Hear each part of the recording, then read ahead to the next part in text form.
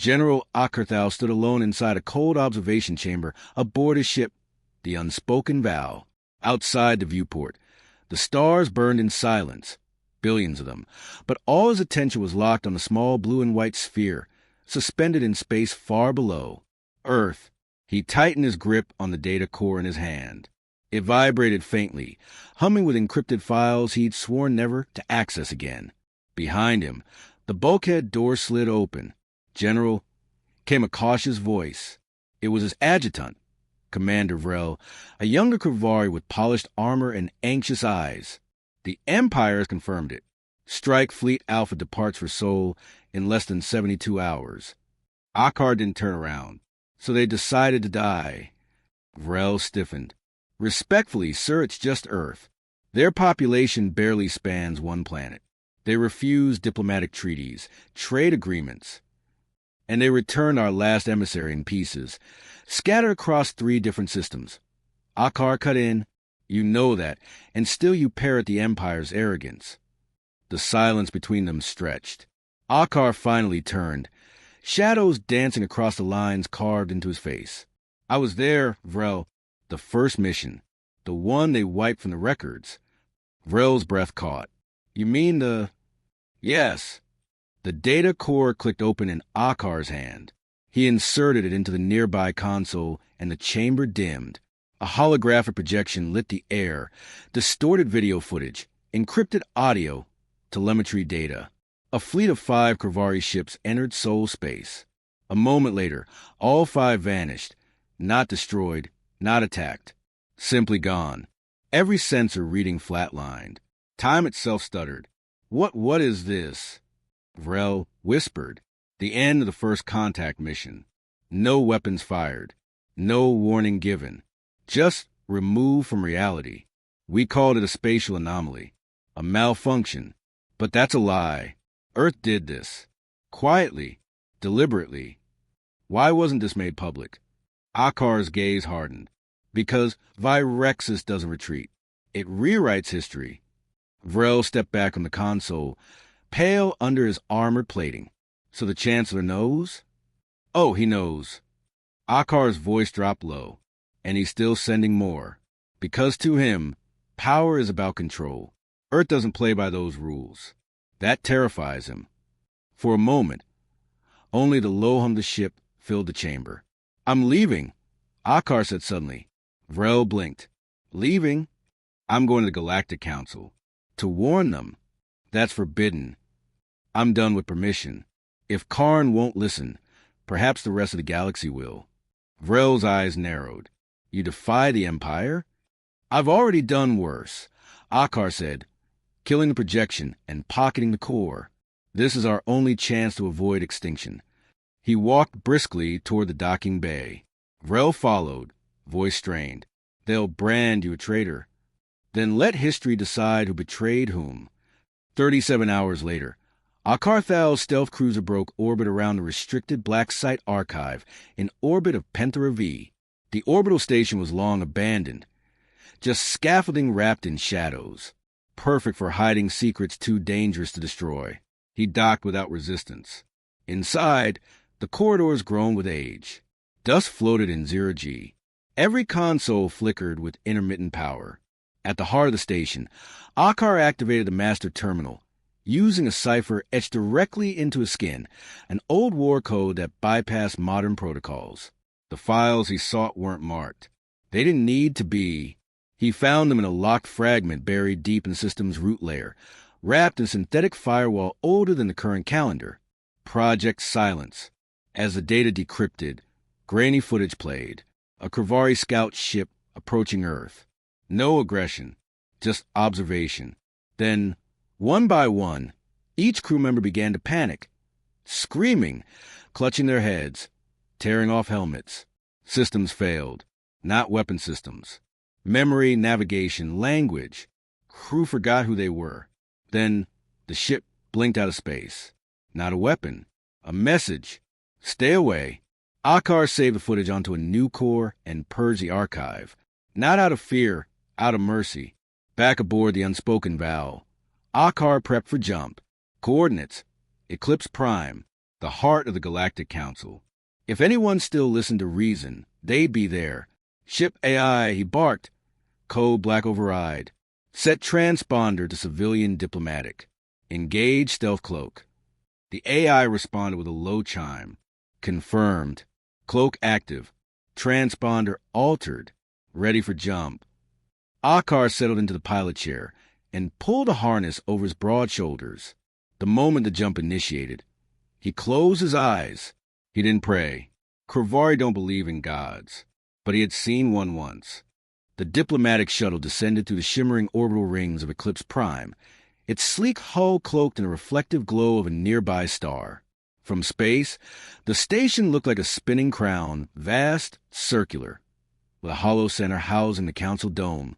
Inside, General Akarthal stood at the edge of the docking bay, flanked by 2 silent security drones. His once-polished armor bore scars from a dozen wars, now dulled under the weight of what he was about to do. Authorization code accepted. The bay's voice announced, sterile and cold, General Akarthal, Kravari Dominion, unauthorized delegate, entry logged.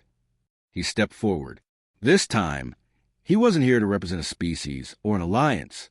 He was here because the galaxy was dancing toward the edge of a blade, and no one could hear the music yet. The council dome was an immense amphitheater carved from obsidian glass alloys. Delegates from 100 species sat in tiered circles, each seat lined with translation nodes, diplomatic shields, and individual atmosphere generators. At the center stood the speaking ring. Akar walked into it, alone. Murmurs spread like sparks. Some delegates leaned forward, intrigued. Others turned away. The Kravari delegation was conspicuously absent. Their silence said more than words could. Counselor Drezel of the Trell Hive clicked her mandibles. You are not recognized as an acting representative, General Akarthal. Explain your intrusion. He stepped into the central light. I come to prevent a war. The chamber quieted. I bring evidence of threat not to one species, not to one empire, but to the stability of this galaxy. A glowing orb unfolded from his wrist brace. Holograms lit the air, censored data, corrupted footage, psychic resonance spikes.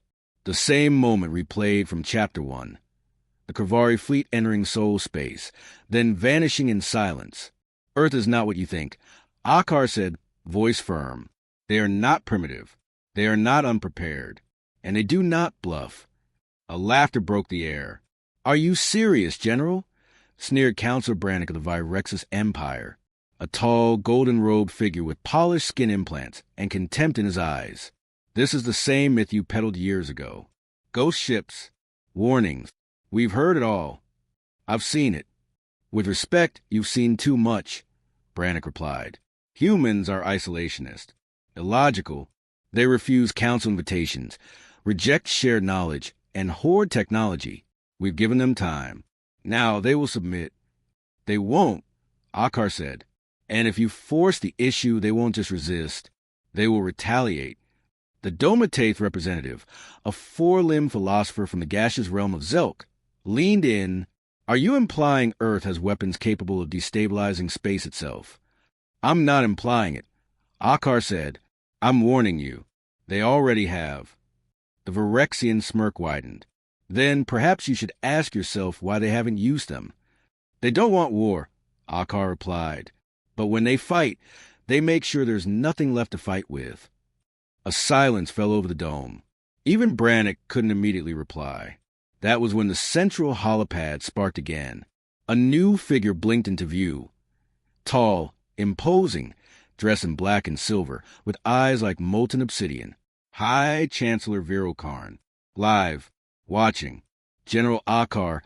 Karn's voice echoed, smooth and venomous. Still playing the ghost prophet, I see.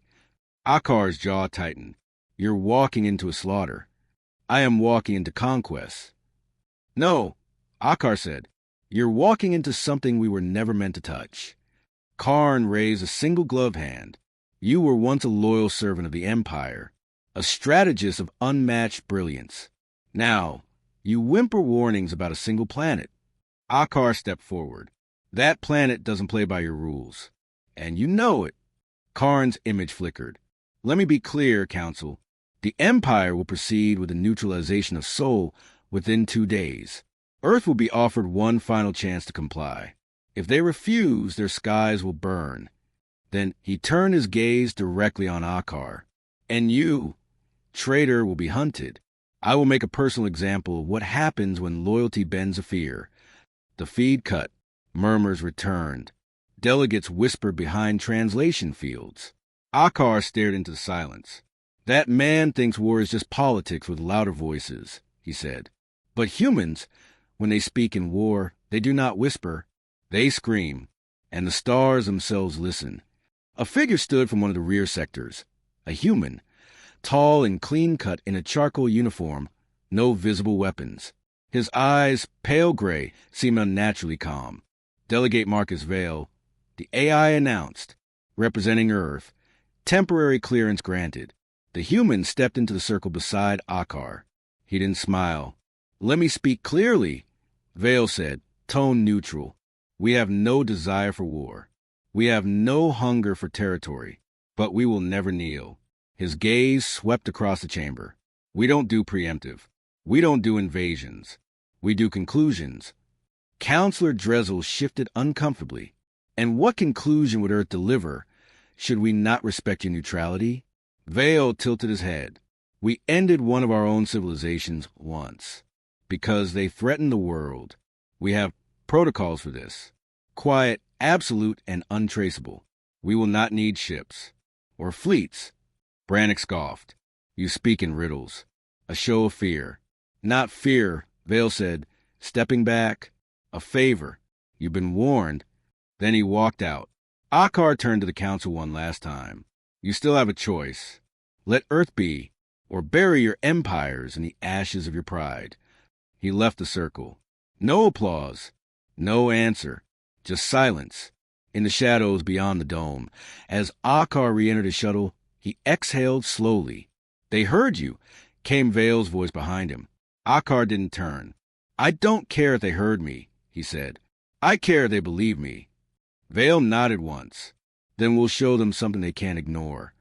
Security lockdown activated. Unauthorized entity detected in Sector C7. The docking bay gate slammed shut behind him. Overhead, drones hissed to life, dropping from ceiling ports like mechanized hornets. Red targeting lasers flickered across his chest. Virexian security response. Akar muttered, drawing a deep breath. Right on schedule. He didn't reach for his weapon. Instead, he raised both hands, calm, calculating. General Akadal, a voice barked through the overhead speakers. You are under arrest by order of the Galactic Council and the Virexis Empire. Stand down. Tell your chancellor, Akar said, stepping forward slowly, that I don't answer to the council, and I'm not finished talking. Without warning, a pulse shockwave erupted from his left wrist. The drone seized in midair, system scrambled by the electromagnetic burst. Akar moved fast, unnaturally fast for someone his size, ducking into a maintenance shaft behind a half-assembled cargo hauler. Metal clanged. Sirens howled. Doors locked across the sector. But the Virexians had made a mistake. They assumed this was a military man fleeing in desperation. They forgot he was a strategist. In the underbelly of Eclipse Prime, systems from 100 worlds bled into a labyrinth of pipes, ventilation tunnels, and server towers. Down here, the rules changed. Akar navigated through the shadows with practiced ease. He'd memorized the station's schematics decades ago, back when he was still loyal, still blind. His destination, the broadcast relay center, the place no one ever monitored, because no one ever dared hack the Council's communications core. Until now, he reached the reinforced server vault, its interface blinking softly in the dark. Akar knelt, producing a sleek, obsidian-colored shard from under his chest plate. The shard hummed as it activated. Let's see if you're still functional, he muttered. The AI awoke instantly. Hello again, General. It said, voice crisp and familiar, female-coded. It's been 6.3 years since our last classified operation. I need a broadcast override. Full spectrum. Unfiltered. That would violate Galactic Protocol 009 through 112. I've already violated worse. Accepted. Cable slithered out, jacking into the relay's control panel. Screens lit up across the chamber. Encryption disabled. Transmission in 30 seconds. Akar stepped into position. His armor was scorched. One shoulder bore the Empire's insignia. The other, scarred by human weaponry from a past he never spoke of. He stared straight into the lens. Across Eclipse Prime, lights flickered.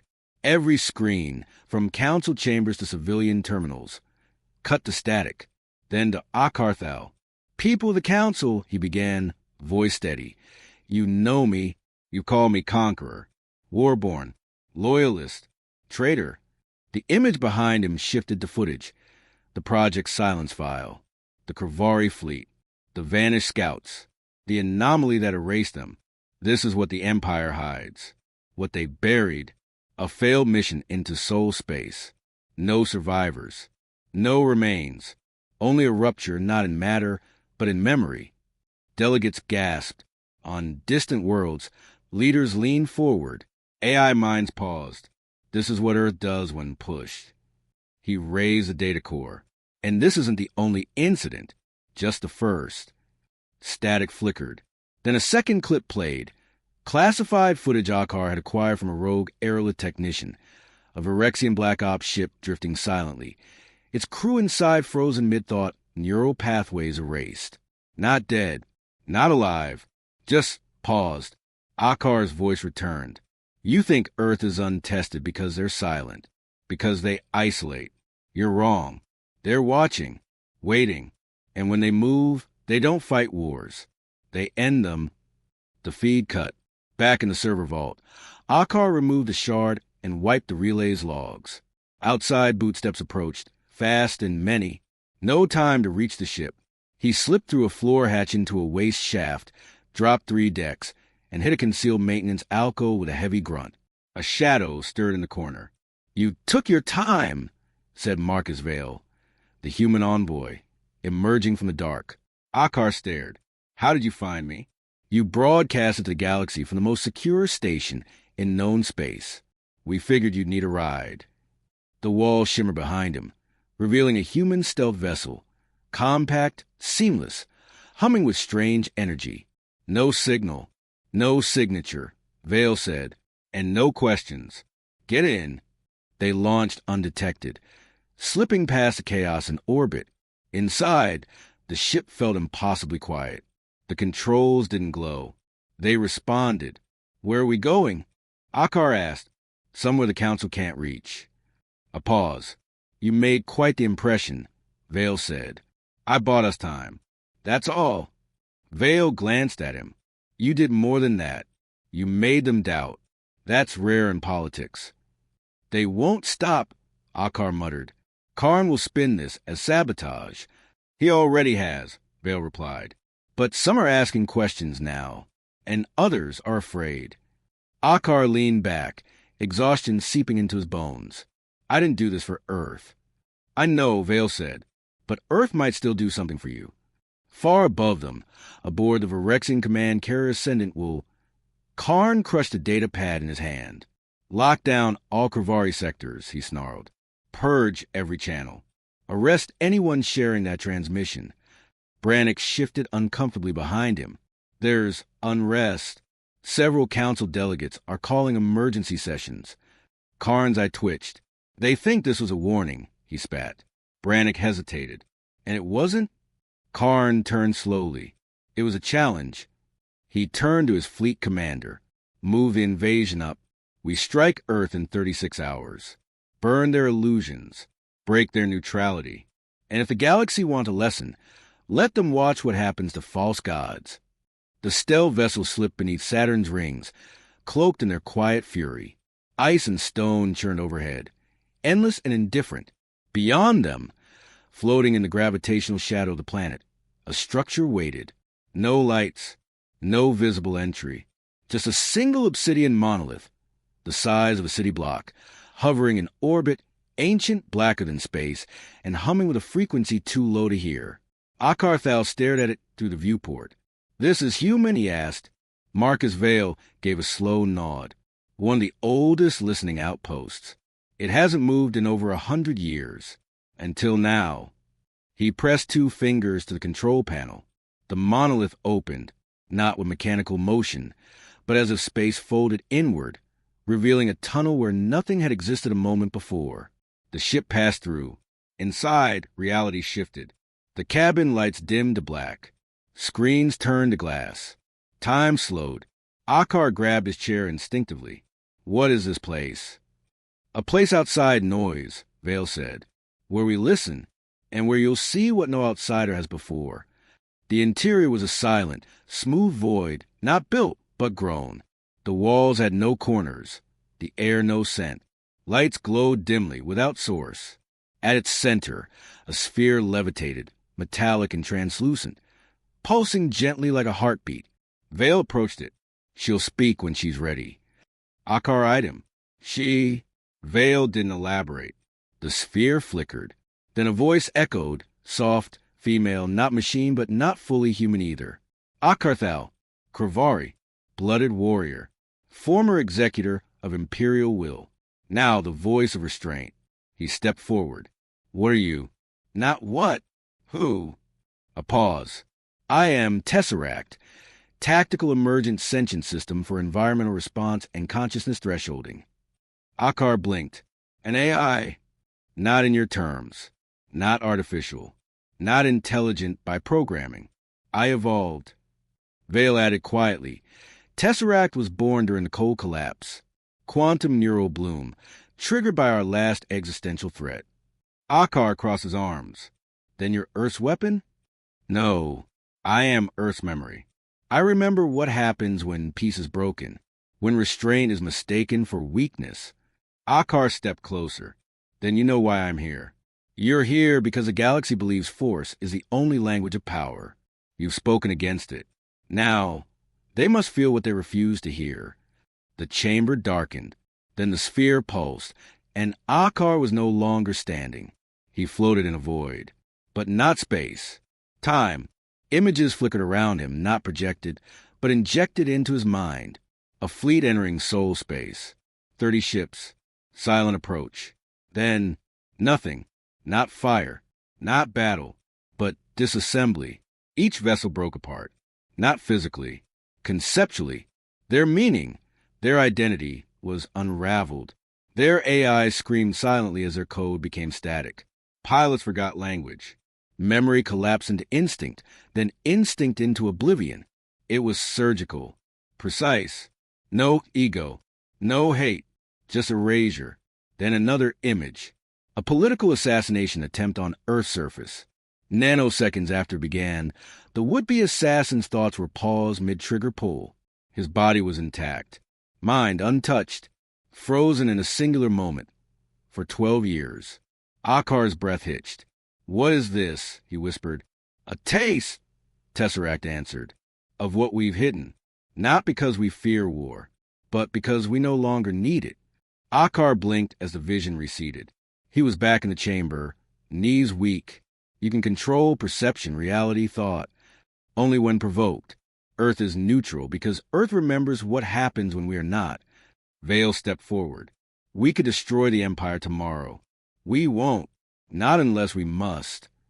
Akar's voice dropped. Then show them. Just enough. Let the Council feel what they keep ignoring. Tesseract was silent for a moment. Then, agreed, a controlled echo. No death, just understanding. Akar hesitated. What happens if Karn doesn't stand down? Vale's face hardened. Then understanding ends. Hours later, aboard Eclipse Prime, the emergency council session assembled. Delegates still whispered about Akar's broadcast. Half called it staged. The rest weren't so sure anymore. Karn's hologram towered at the center, 10 meters tall. His voice was a blade. I have tolerated this farce long enough. The Empire moves now. Earth will surrender its sovereignty or face extinction. There will be no more threats. No more delays. He turned to the council at large. Let this be our unity. Let this be our triumph. Then the lights flickered. All at once. The power didn't fail. The universe did. Every delegate froze. Every AI went mute. A pulse rang through every mind. Not pain, not intrusion. Recognition. For exactly 6.1 seconds, each sentient consciousness in the dome was made to feel the concept of annihilation. Not death. Erasure.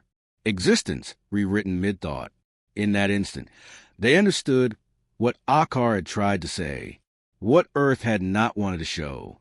It passed like a breath. Delegates gasped. One collapsed. Another wept openly. A third simply sat, unblinking. Karn's image flickered erratically. "This is a manipulation," he spat. "Fear-mongering." Akar stepped into the light again. "It's clarity," he said. "You wanted to touch Earth's fire. You've now felt the warmth. Touch it again, and you'll meet the flame." The council voted. Unanimously, Earth was granted eternal neutral status. Not alliance, not dominance. Just silence protected. Karn stormed out of the link without another word. As the chamber cleared, Marcus Vale approached Akar. "You did more than speak, General. You made them listen." Akar nodded slowly. "It wasn't me they listened to." "No," Vale said with the faintest smile. "But you were the one who dared to warn them." The stars above Eclipse Prime shimmered quietly, cold and ancient. From the station's high observatory, General Akerthal stood alone, watching them. No alarms, no Warfleet trails, just silence, deep and unbroken. The council had recessed hours ago, yet the chamber still pulsed with memory. He could feel it in his bones, the weight of what had happened. Not a battle, not a victory. Something stranger, something rarer. Understanding. Behind him, the door hissed open. Marcus Vale entered, his boots quiet against the polished floor. "They're still debating what to call it," he said. Akar didn't turn. What exactly? That moment, the pulse, the vision. Some say it was a psionic broadcast. Others insist it was mass hallucination. Karn is calling it psychological warfare. "And you?" Akar asked. Vale joined him at the viewport. "I call it restraint. The kind most empires never learn." Akar's jaw tightened. Karn won't stop. "No," Vale said. But now he hesitates. That's enough. They stood in silence a moment longer. Akar broke it. "I didn't think the council would yield. Not all of them." "They didn't yield," Vale said. "They saw. It's different. More lasting." Akar turned. "And if Karn returns? With new weapons?